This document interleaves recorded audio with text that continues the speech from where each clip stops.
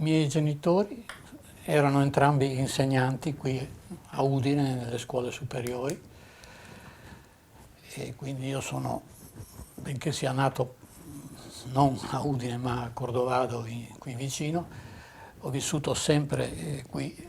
E, diciamo, la mia infanzia e anche, diciamo, la mia adolescenza si è svolta all'interno di un ambiente familiare in cui, diciamo, la scuola, il mondo della scuola, il mondo così era presente sempre, anche se non ne parlavano a casa in maniera continuativa, però io percepivo che, diciamo, l'ambiente che ho maggiormente presente è questo, al di là di quello degli amici, diciamo, dei vicini di casa.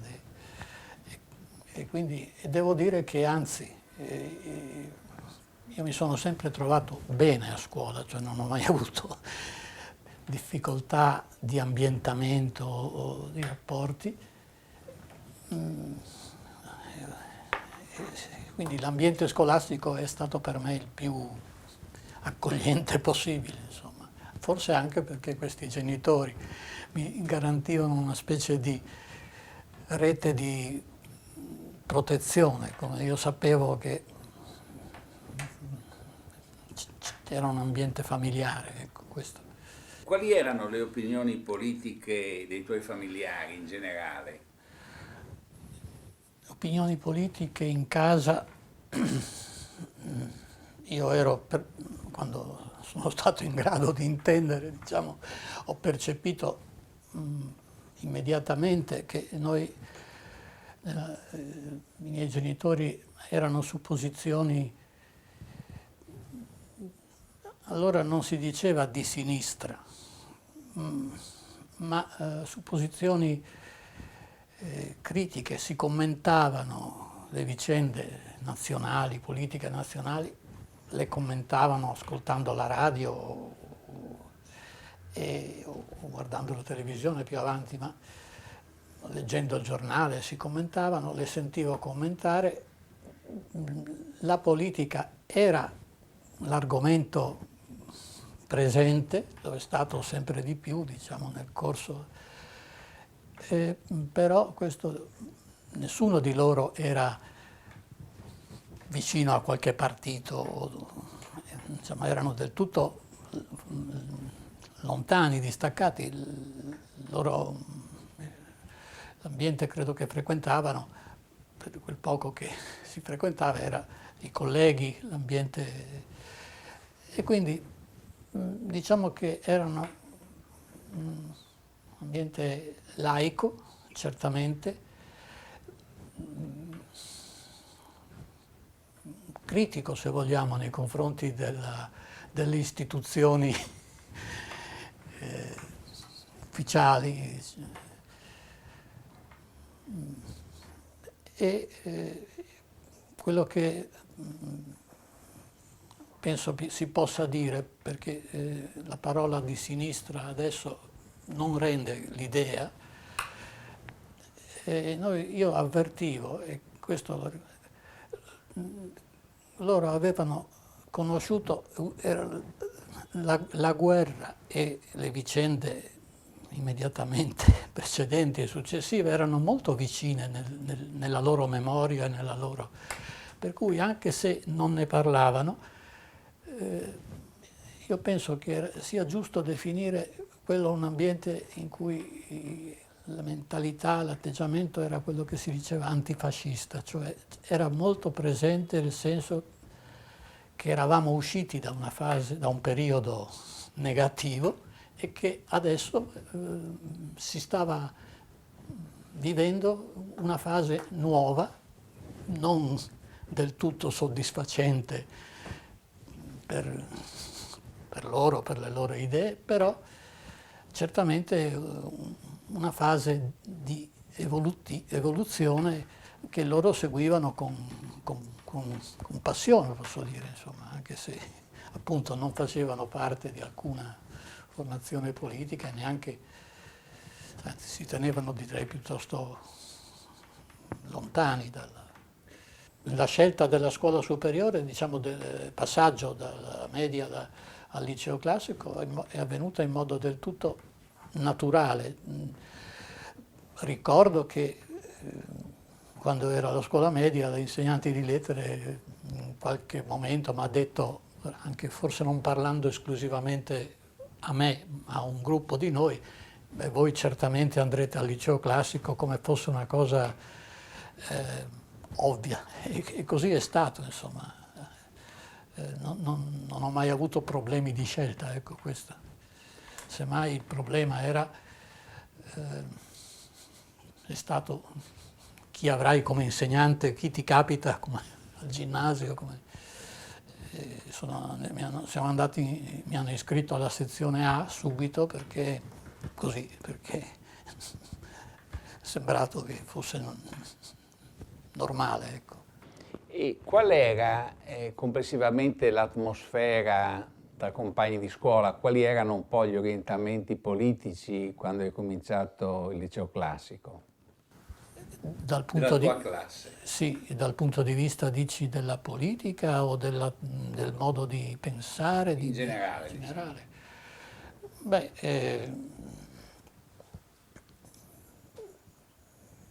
diciamo, faccio una differenza tra la classe, i compagni di classe e i miei coetanei, in cui prevalevano le ragazze, ed era un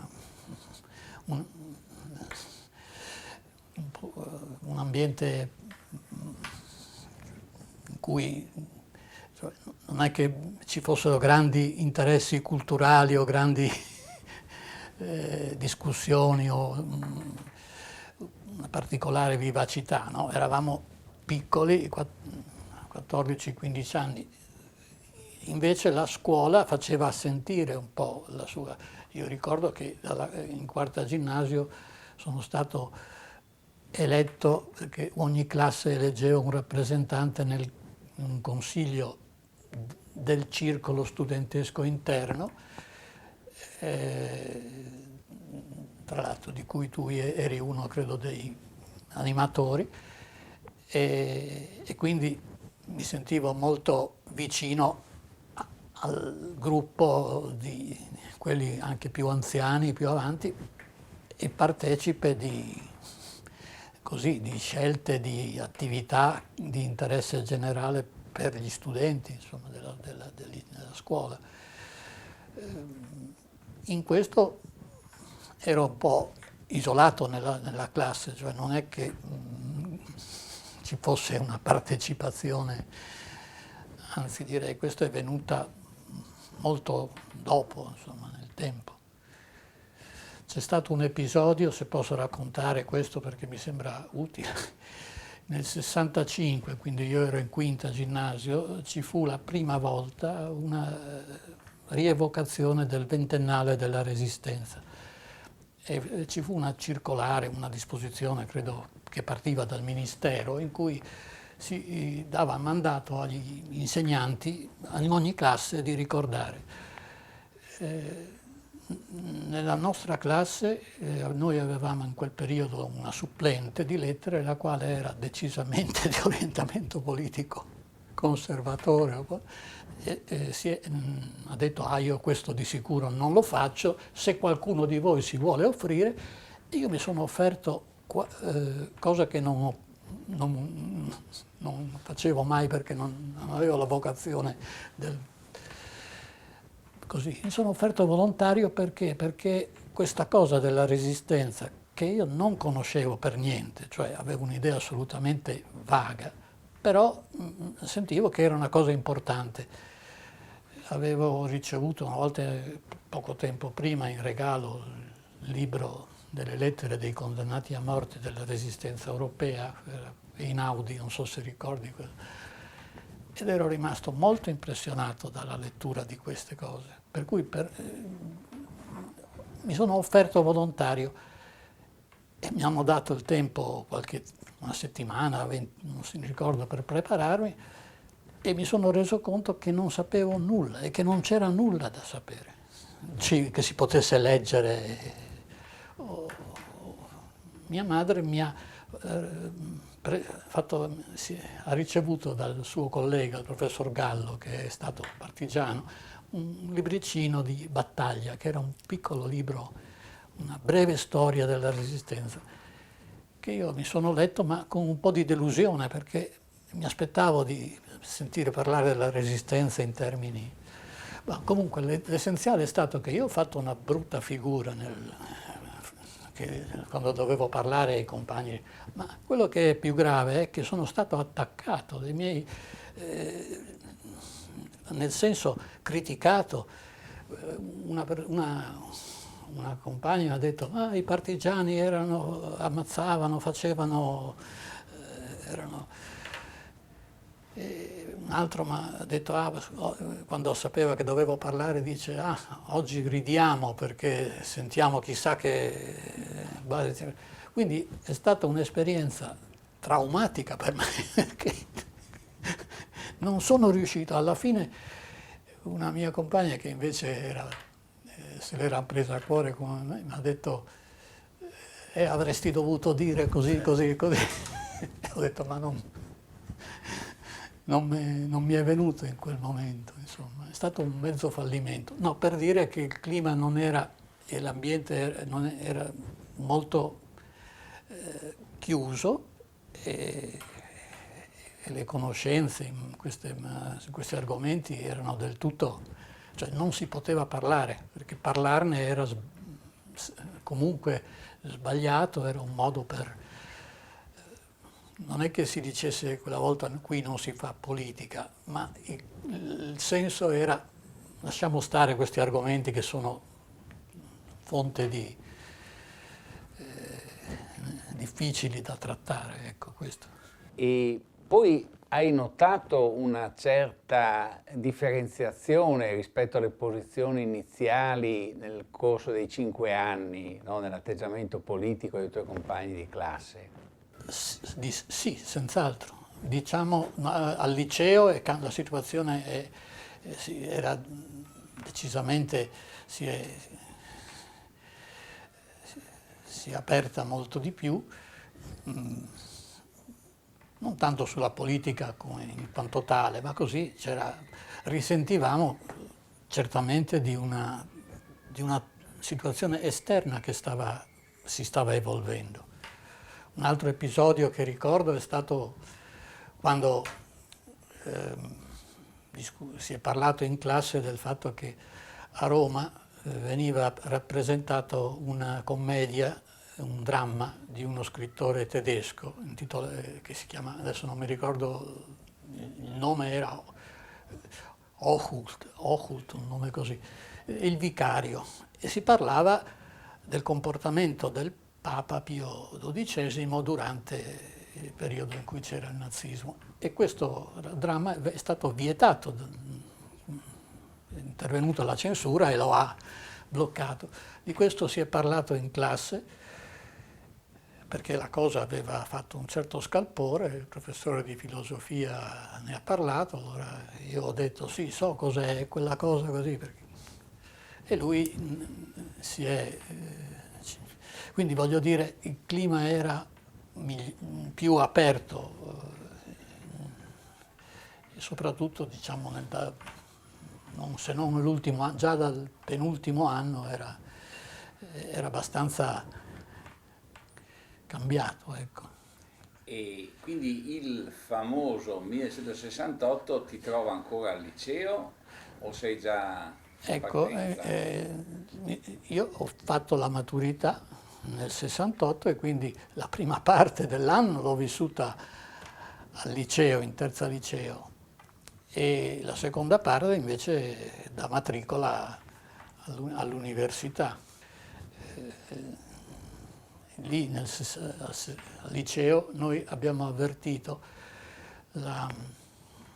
l'eco degli avvenimenti. Mi ricordo, anche lì avevamo ricostituito il consiglio, il circolo, il consiglio dei studenti proprio quell'anno, perché sull'onda di una maggiore volontà di partecipazione, eccetera. Io facevo parte del gruppo di dirigente, diciamo, di questo circo, e quando abbiamo cominciato a sentire le notizie delle occupazioni, io ricordo almeno quelle di Torino, la Palazzo Campana, ne parlavano. È nata l'esigenza abbiamo proposto di discutere di cosa sta succedendo. Anche a Trieste c'erano state delle iniziative studentesche, e ricordo che siamo stati invitati da alcuni studenti universitari qui in una sede, credo, di studentesca, perché volevano raccontare, spiegare cosa stava succedendo. E quindi abbiamo dall'interno della scuola cercato non so se parlo troppo a lungo, all'interno della scuola abbiamo cercato di organizzare qualche cosa per discutere di quello che stava succedendo nell'università.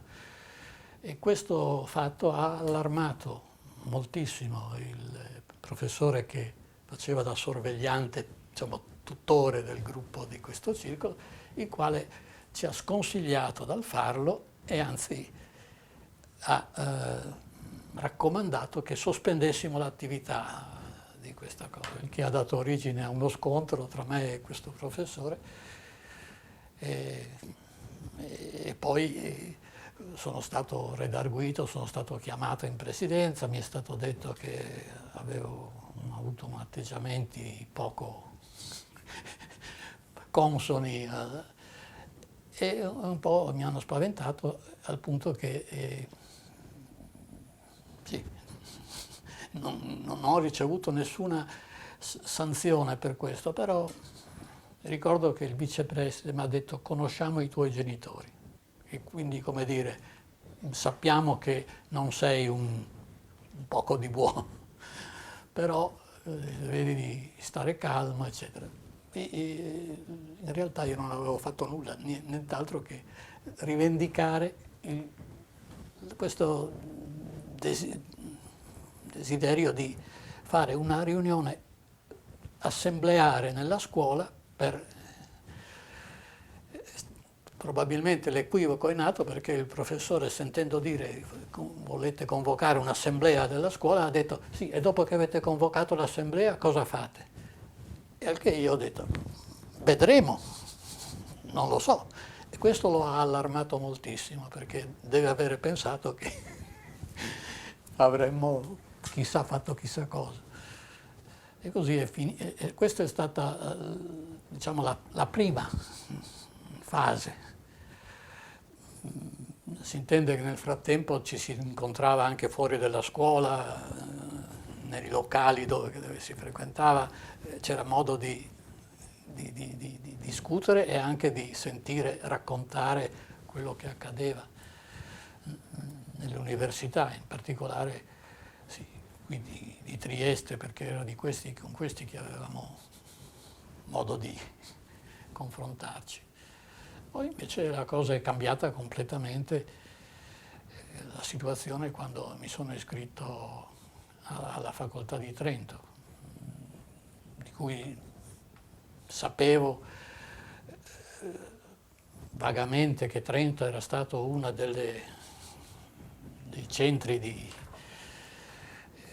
iniziativa studentesca, ma non avevo alcuna idea, non conoscevo, anzi mi sono iscritto perché questa materia, sociologia, era una cosa relativamente nuova. Questa facoltà era l'unica in Italia in quel momento, che tra l'altro era un istituto, non era università, era istituto superiore di scienze sociali, un'emanazione della provincia autonoma di Trento.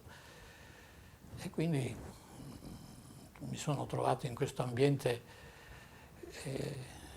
con un impatto incredibile, cioè una questione di pochi giorni, immediato.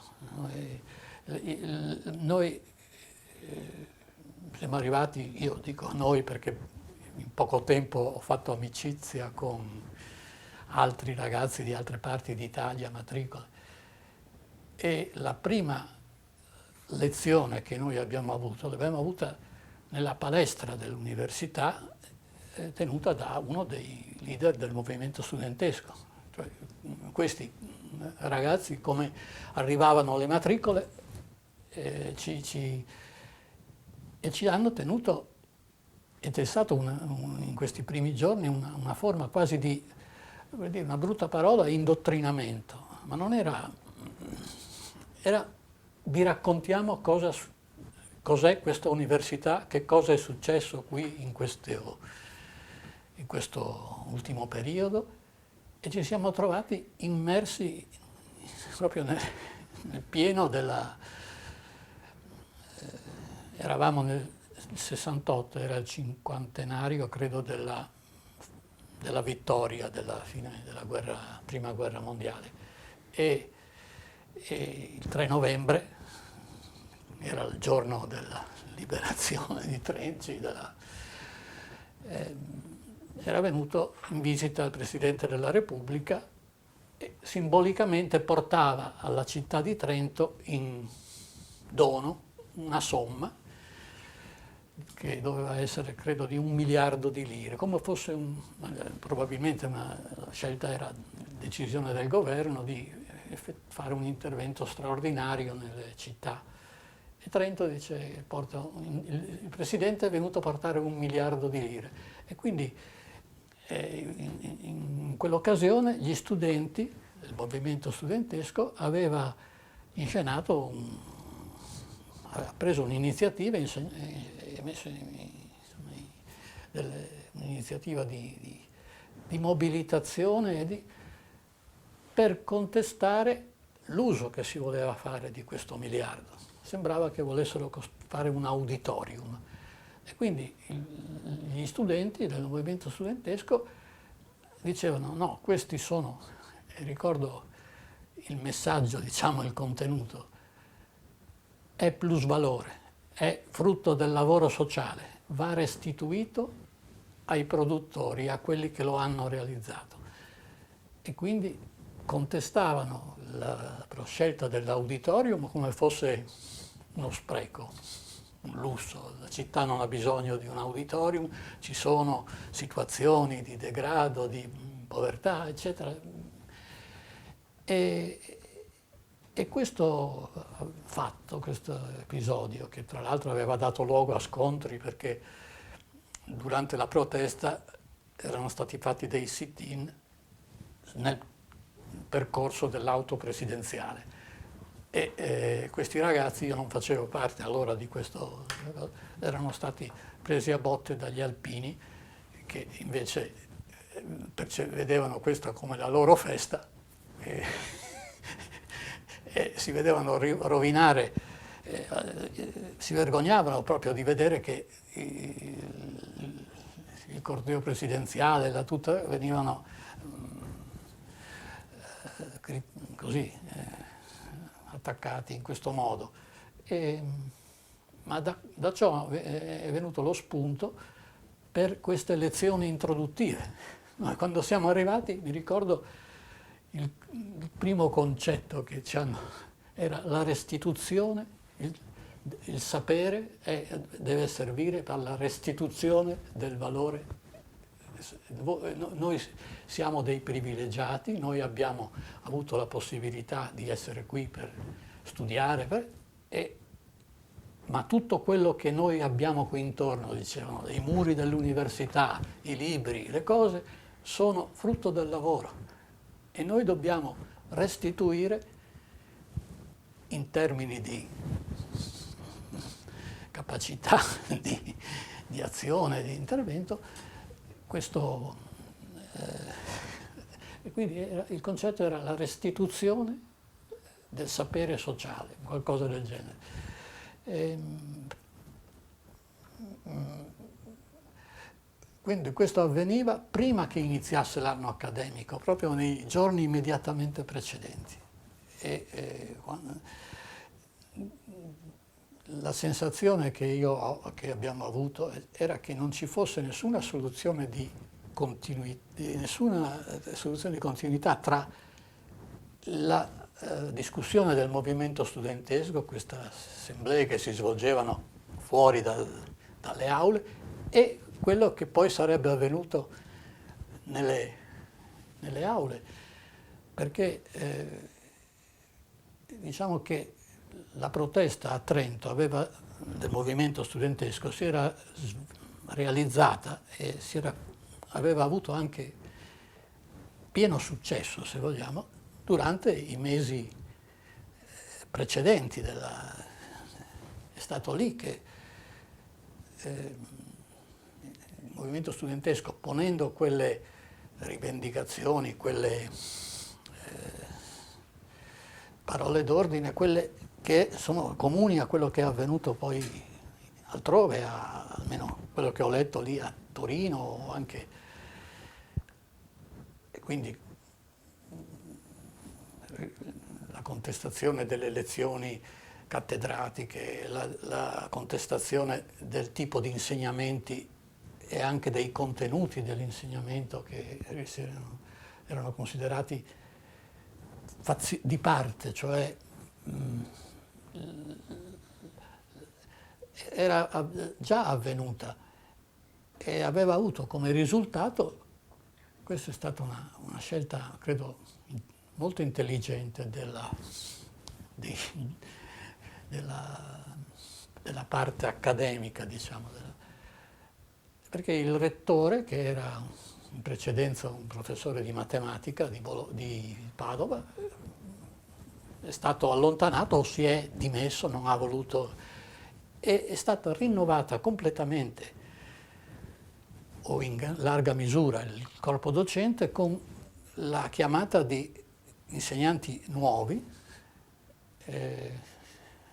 Tra l'altro il comitato ordinatore dell'università è stato ricostituito in pieno ed è stato messo a capo Norberto Bobbio, che era una garanzia diciamo così,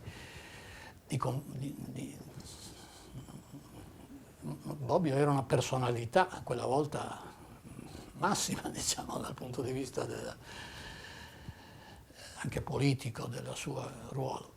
E gli studenti avevano ottenuto, dico io gli studenti, il movimento studentesco, questo gruppo, di iniziare il nuovo anno accademico sotto l'insegna di un'idea che credo fosse mutuata dal movimento studentesco tedesco di Berlino, cioè quello dell'università critica, si chiama Kritische Universität, quelli di Rudi Dutschke e i suoi. Infatti a Trento c'erano anche dei contatti e sono venuti degli esponenti del movimento, che venisse rimessa in discussione l'impostazione dei corsi, dei maggiori corsi, e che l'anno accademico iniziasse con una rassegna fatta in contraddittorio tra la componente docente e la componente movimento studentesco sui programmi, sui temi, sui criteri, diciamo, di impostazione. E quindi come si dice, in pratica quello che abbiamo vissuto è stato che nei primi giorni noi seguivamo, diciamo, delle assemblee in cui i docenti e esponenti di vertice, diciamo così, del movimento discutevano come si discuteva quella volta, quindi con grandi orazioni filippiche, con linguaggio che per noi era anche molto. Immediatamente abbiamo assorbito tutta la terminologia che si usava, appunto, cioè quello che mi ha colpito anche, mi ha colpito quando sono andato poi a Trieste a vedere come funzionava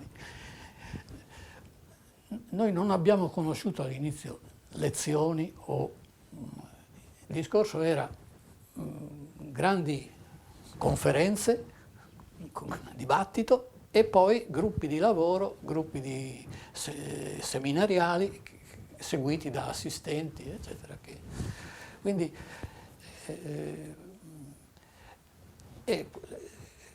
l'altro aspetto che mi fa dire che la situazione era del tutto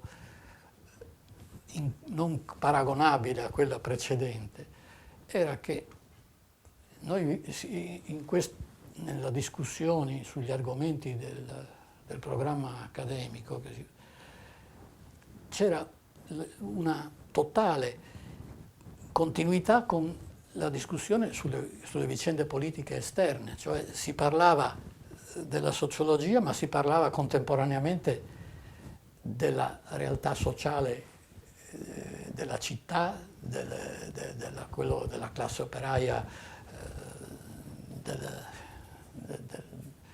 e soprattutto della città, cioè non si facevano discorsi generali quindi c'è un'idea di continuità. A noi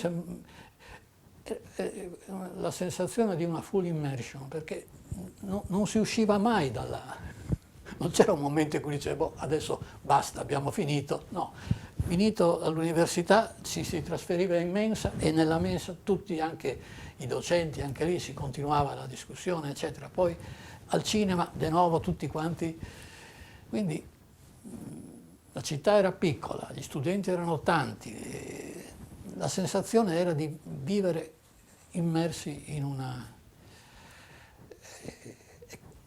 In quel periodo c'erano anche lotte sindacali, c'era quella volta la battaglia si faceva per la legge sulle pensioni, le pensioni sociali, nel 68 credo siano state proprio, e per l'abolizione delle zone salariali, perché quella volta c'erano, e noi partecipavamo come movimento studentesco a queste iniziative sindacali come fossero cosa comune. Quindi questo è stato le prime settimane sono state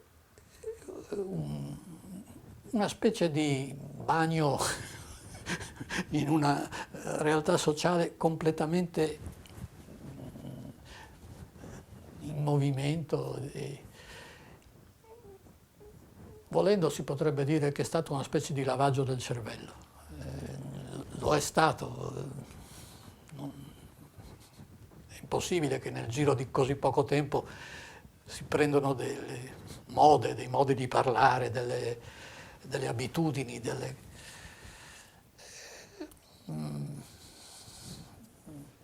però eravamo molto molto stimolati, questo posso dire, cioè stimolati in maniera incredibile. Circolava l'idea, per esempio, bisogna leggere quell'articolo che è uscito su quella rivista, qualcuno faceva, allora tutti a documentarsi. Ascoltavamo l'intervento di Rostagno, per esempio. Rostagno era in quel momento, lui durante il suo intervento faceva delle citazioni, e tutti quanti noi raccoglievamo queste cose, ha detto così, quindi dobbiamo... voglio dire, non è che stavamo lì a non fare niente. È stato un periodo di intensa acculturazione, ecco, questo. E probabilmente io lo ricordo così proprio perché lo scarto con la situazione precedente, con la vita, era talmente netto, talmente da lasciare questa impressione.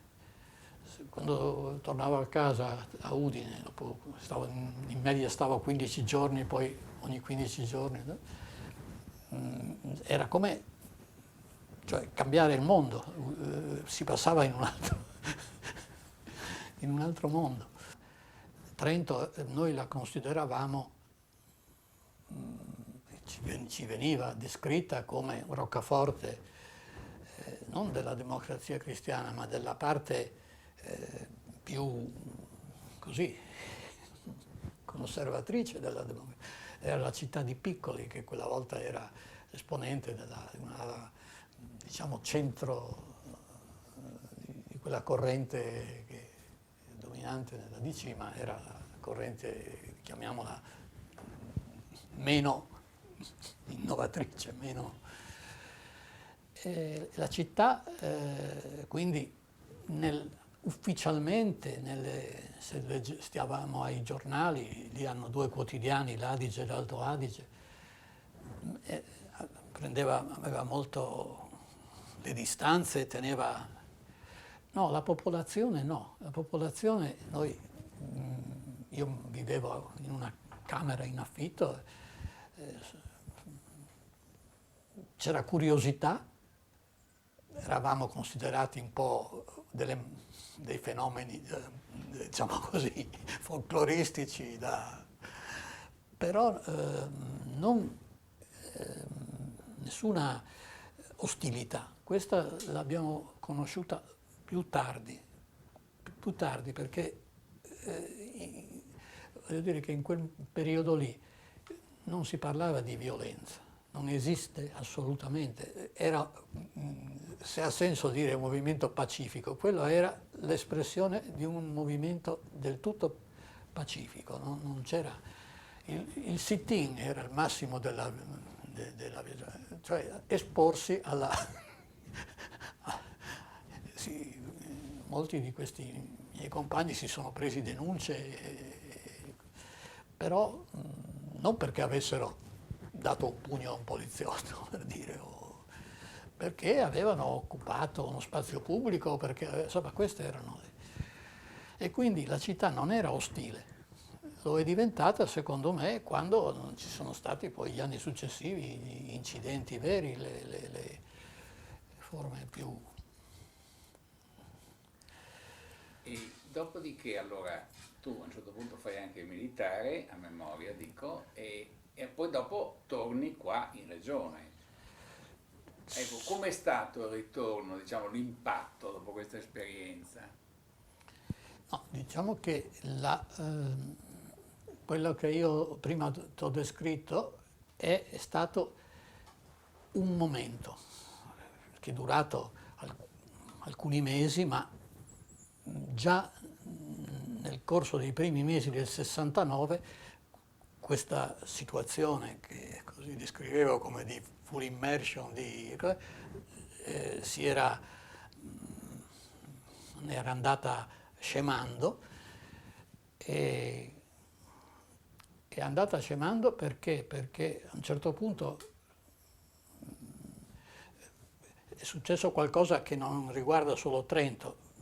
Il movimento studentesco i leader, diciamo, erano in contatto a livello nazionale, si incontravano, si vedevano, e quindi c'è stato un momento proprio non di esaurimento, ma di scelta di abbandono della università come luogo principale di iniziativa e di uscita. Invece no. E lì noi ci siamo trovati, dico noi perché ero insieme sempre ad altri, una parte degli studenti sono entrati a far parte di formazioni che non erano nemmeno quella volta i gruppi extraparlamentari, erano sigle provvisorie, però il senso era: si va a fare lavoro sociale nelle fabbriche, fuori, non serve stare nell'università. Quindi c'è stata proprio al vertice, io sono quasi certo che proprio il gruppo dirigente, in particolare lo Stagno, che era l'anima di questo, Curcio, lui suo amico, hanno ritenuto che questo esperimento dell'università critica che li impegnava non avesse uno sbocco utile. E c'è stato un periodo di crisi, c'è stato un episodio molto bello che ricordo, a dicembre del 68, credo che ci siano stati gli incidenti di Avola, dove due minatori in provincia di Siracusa, ti ricordi, 2 minatori sono stati ammazzati, colpiti, diciamo, arma da fuoco dalla polizia. E a Trento, in quel momento, in quell'occasione, il gruppo lì del movimento studentesco ha preso lo spunto per dire no, non ha senso, in questa situazione noi non possiamo fingere di continuare e hanno deciso di occupare l'università per protesta e per discutere cosa fare di questo esperimento di università critica. L'occupazione è durata un mese, un'occupazione del tutto non conflittuale, perché nessuno ci buttava fuori. E si è conclusa all'inizio di gennaio. L'ha fatto con il giorno dell'anniversario dell'assassinio di Rosa Luxemburg e Karl Liebknecht. Facciamo una giornata di studio per ricordare e lì Rostagno ha tenuto una lezione di fronte all'aula principale piena, l'aula magna, sul capitale monopolistico che era uscito il libro di Suisi Baran in quel periodo. Lui se l'era studiato e ha fatto una lezione su questa opera dicendo che era importante per capire la fase in cui vivevamo. Quindi lì c'erano tutti i docenti a sentirlo. Mi ricordo Fornari, che è intervenuto anche, Franco Fornari era il titolare dell'insegnamento di psicanalisi, perché c'era altri, tutti intimiditi da questo, perché lui era un grande, sapeva parlare molto bene, e quindi con questo lui ha chiuso la sua esperienza nell'ambito dell'università poi è sparito, dicevano che era in crisi e poi è ricomparso, come dicevano, nel lavoro sociale esterno. Poi a Trento la situazione non è mai diventata stabile, normale come altrove, c'era sempre un clima, diciamo così, protestatario. Ci sono stati anche periodi di scontri, perché poi l'anno dopo c'è stato l'attentato di Piazza Fontana e quindi lì si è entrati nella fase della lotta contro la paura del colpo di Stato, la difesa della democrazia, la lotta contro, e quindi abbiamo continuato a vivere in uno stato di agitazione quasi permanente, ma certamente non c'era, ripeto, una parte di noi è rimasta attaccata all'università e gradualmente ha ripreso a fare un'attività anche se partecipavamo, noi nel frattempo nel nostro gruppo ci eravamo iscritti tutti al Partito Comunista perché ritenevamo che, cioè, non è che abbiamo fatto una scelta, ci siamo trovati a dire ma se qualcosa bisogna fare lo si può fare solo gradualmente, diciamo, mentre la parte forse maggiore di questo nostro periodo si è frantumata in questi vari gruppi extraparlamentari. I primi erano quelli dell'Unione dei marxisti-leninisti, ma ce n'erano poi Potere Operaio, c'erano altri, E io ho vissuto quegli ultimi periodi in perenne lotta con questi, cioè noi eravamo la destra del vecchio movimento studentesco, per dire come, perché loro si consideravano ovviamente i più... E ci siamo battuti a colpi di tazebao, perché si comunicava esponendo il manifesto o di volantini, eccetera. Ci siamo battuti, diciamo, prevaleva l'elemento, il fattore dei conflitti interni tra studenti, tra ex componenti del movimento, ecco questo. Sì, no, non ho risposto alla tua domanda perché volevo dire che non è stato un cambiamento netto e radicale. Posso dirti anche un altro episodio che mi sembra interessante, proprio alla fine, quando stavo per laurearmi. Credo, forse ero in licenza da militare. A Trento dominava lotta continua. Mi sono trovato all'università un giorno in cui lotta continua faceva un raduno nazionale e venivano persone anche da fuori, il grosso però erano locali.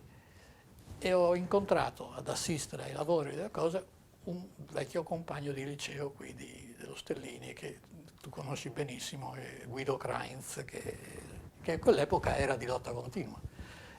Allora ci siamo riconosciuti, così salutati, e lui, che era di lotta continua, assistendo all'assemblea di lotta continua, diceva: certo che qui voi siete veramente pazzi. Cioè, io dicevo: ma guarda che questi sono quelli i tuoi.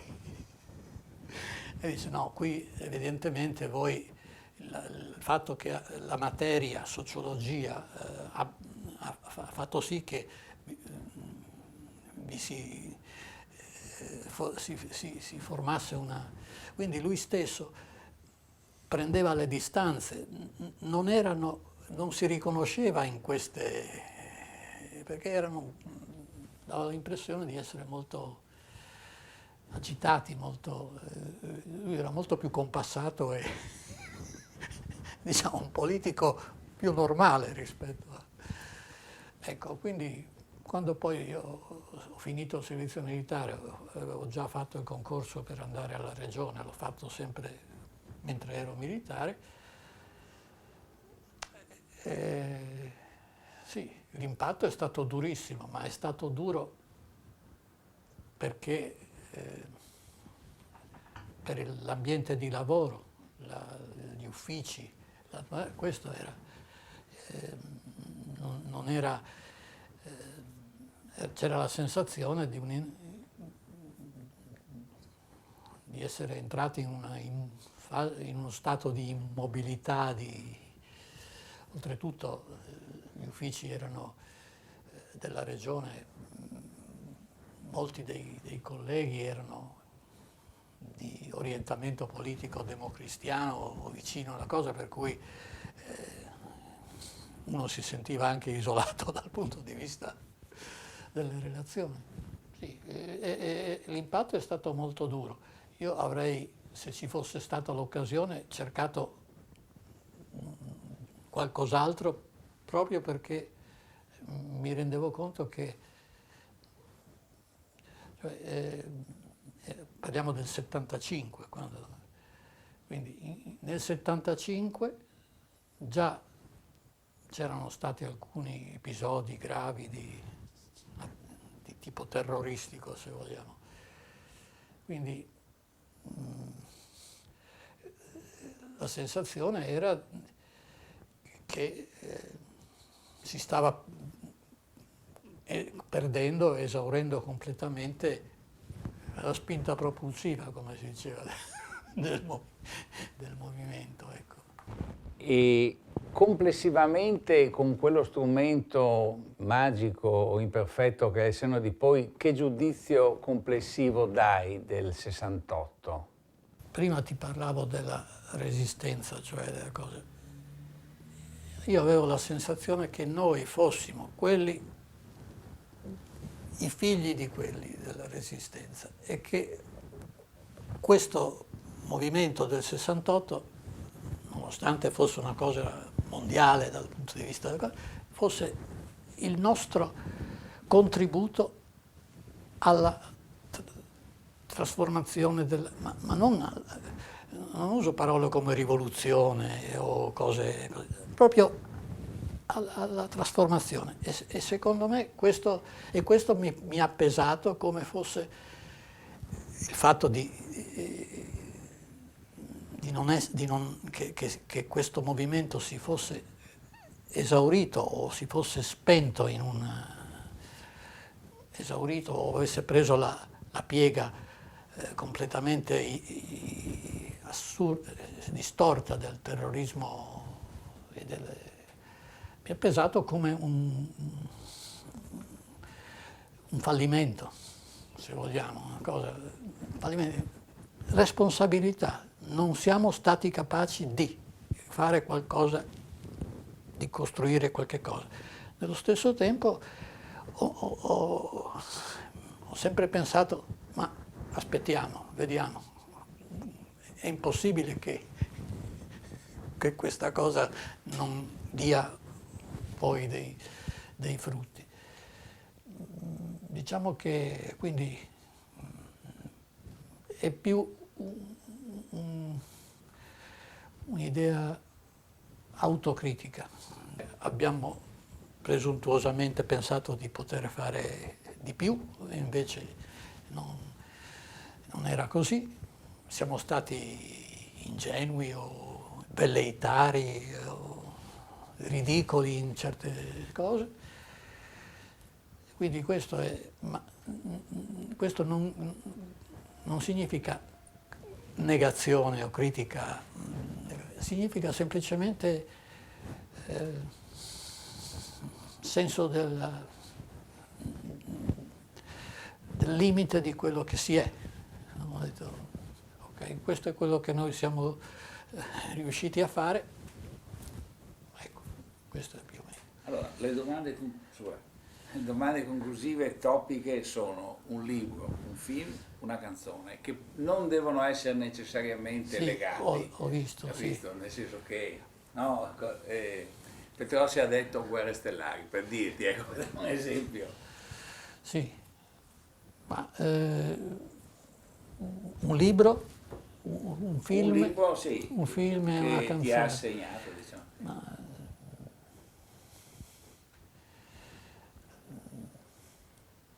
Non lo so, non so se pensare a un libro del periodo, diciamo così, oppure diciamo che in quel periodo lì abbiamo letto molte cose del di letteratura e quindi per esempio tutte, non solo opere di Marx, oltre, diciamo, io poi mi sono fatto un dovere di leggere il Capitale perché dovevo fare una cosa, non dirò il Capitale, dirò, non lo so, per esempio Stato e Rivoluzione, il libro l'estratto, credo, che gli editori uniti hanno fatto delle opere di Lenin, c'era Stato e Rivoluzione, Che fare, l'estremismo e la malattia infantile.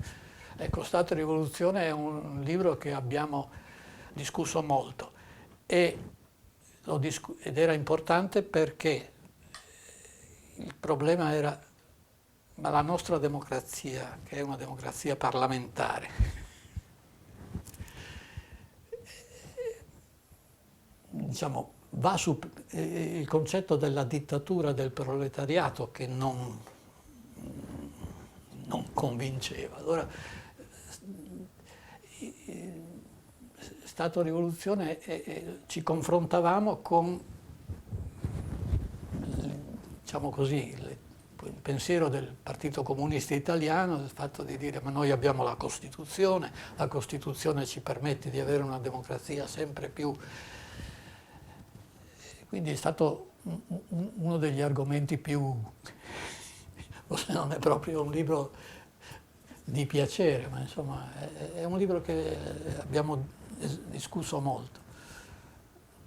Poi una canzone, ci ho pensato, ed è una canzone che mi torna sempre in mente anche adesso, anche se che si chiama Oltre il ponte, mi pare. Dice avevamo 20 anni, o forse si intitolava Avevamo 20 anni. È una canzone che si cantava, testo di Italo Calvino, mi pare che fosse. Ed è una canzone bellissima perché i primi versi dice o ragazza dalle guance di pesca, o ragazza dalle guance d'aurora, io spero che narrarmi riesca la mia vita all'età che tu hai ora. Quindi il senso è, c'è una persona che sta parlando e dice poi avevamo 20 anni e vedevamo, dice, oltre il ponte la vita, però prima dovevamo superare una